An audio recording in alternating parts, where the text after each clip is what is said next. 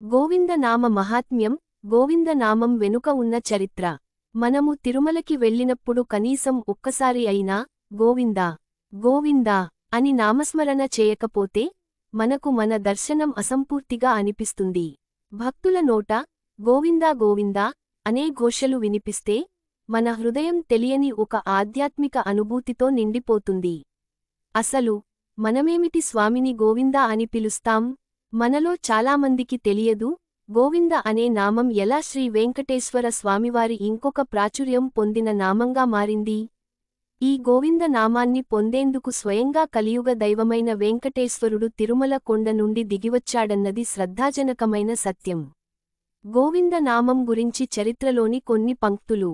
ఒక రోజు శ్రీ వెంకటేశ్వర స్వామి అగస్త్య మహర్షి ఆశ్రమానికి వెళ్లాడు. అక్కడ మహర్షిని ఉద్దేశించి ఇలా అన్నాడు: నన్ను ప్రజలు శ్రీనివాసుడని పిలుస్తున్నారు. మీ ఆశ్రమంలో అనేక ఆవులు ఉన్నాయని విన్నాను. నాకు ఒక ఆవు ఇవ్వగలరా? అగస్త్య మహర్షి స్వామివారి మాటలకు సంతోషించి ఇలా అన్నాడు: స్వామి, మీకు ఆవు ఇవ్వడంలో నాకు ఎలాంటి అభ్యంతరం లేదు. కాని మన వేదాల్లో చెప్పిన ప్రకారం తోడిలేకుండా ఆవును ఇవ్వకూడదు. దయచేసి మీ భార్యతో కలిసి మళ్ళీ ఈ ఆశ్రమానికి రండి. ఆ మాటలను వినిన వెంకటేశ్వర స్వామి అలాగని అక్కడి నుండి వెళ్ళిపోయాడు. కొన్ని రోజుల తరువాత పద్మావతి అమ్మవారితో కలిసి స్వామి మళ్లీ ఆశ్రమానికి వచ్చాడు. అయితే ఆ సమయంలో అగస్త్య మహర్షి ఆశ్రమంలో లేరు. ఆయన శిష్యుల్లో ఒకరు మాత్రం అక్కడే ఉన్నారు. ఆ తరువాత శ్రీ వెంకటేశ్వర స్వామి ఆ శిష్యునిని ఉద్దేశించి ఇలా అన్నాడు: నీ గురువు నాకు ఒక ఆవు ఇస్తానని మాట ఇచ్చారు. దానికి నా భార్యతో కలిసి రావాలని చెప్పారు. అందుకే నేను పద్మావతీ దేవితో కలిసి వచ్చాను.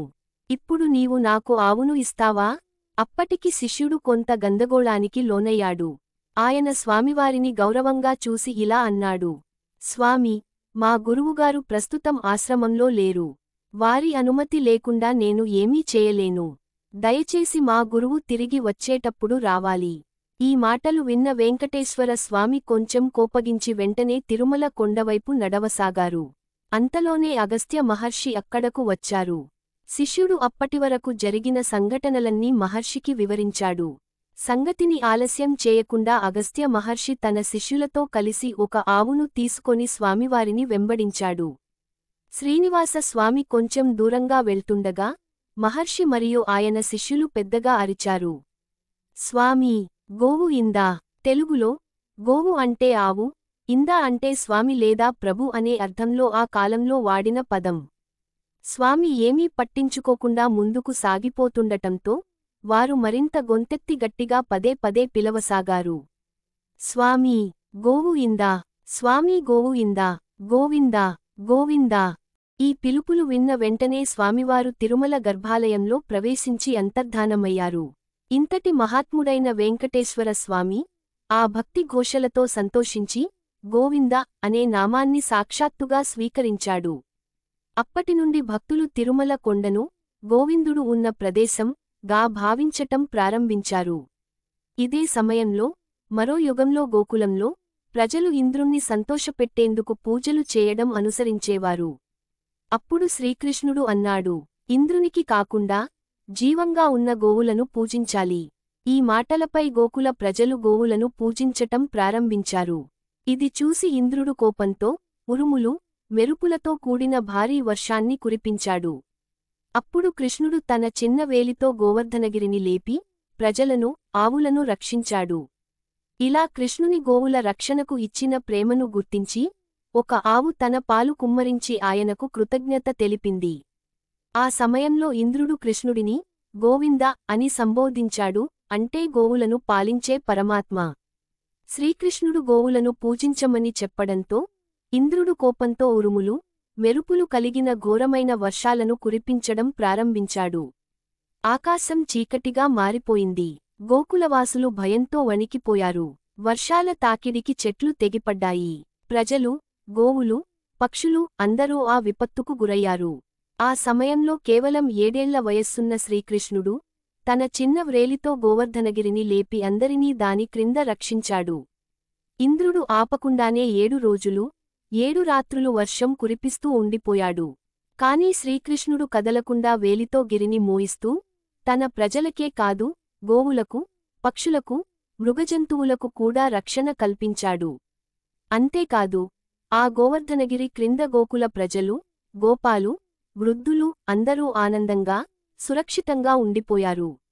వర్షం ముగిసిన తర్వాత ఇంద్రుడు ఆశ్చర్యపోయాడు, ఇలా గిరిని లేపే శక్తి సాధారణునికేలా?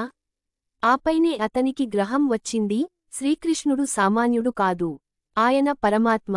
అప్పట్లో ఒక గోవు కృతజ్ఞతా రూపంగా శ్రీకృష్ణుడిపై తన పాలను కుమ్మరించి శిరాభిషేకం చేసింది. ఇంద్రుడు తలవంచి శ్రీకృష్ణుడిని అంగీకరించి ఇలా అన్నాడు, నేను దేవతల అధిపతి, కాని నువ్వు గోవుల అధిపతి.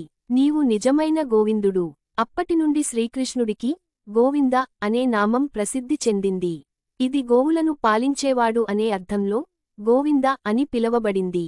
శ్రీకృష్ణుడు లేపిన ఆ గోవర్ధనగిరి ఉత్తర ప్రదేశ్లోని మథురా జిల్లాలో బృందావనానికి సమీపంలో ఉంది. బృందావనం నుంచి గోవర్ధనగిరికి దూరం సుమారు 22 కిలోమీటర్లు. ఈ పవిత్ర గిరిని చుట్టి తిప్పాలంటే 11 కిలోమీటర్ల పరిగ్రహ ప్రదక్షిణ చేయాలి. ఈ గిరిపై అనేక మంది ఋషులు సాధువులు ధ్యానం చేస్తూ ఉంటారు. గోవింద అనే నామాన్ని స్వామివారు ఎందుకు ఇంతగా ఇష్టపడతారో ఇప్పుడు మనకు అర్థమవుతోంది. ఇది కేవలం వెంకటేశ్వర స్వామికి మాత్రమే కాదు, శ్రీకృష్ణుడి రూపమైన సింహవిష్ణుకి సదా వర్తించే నామం. కాబట్టి మనం ప్రతిరోజు గోవింద నామాన్ని భక్తితో జపిస్తే ప్రతి కష్టం నుండి మనల్ని స్వామి తప్పక రక్షిస్తారు. గోవిందా గోవిందా. ఈ కథనం చివరగా మనం ఒక్క మాట గుర్తుపెట్టుకోవాలి. గోవింద నామ స్మరణే మోక్షానికి మార్గం.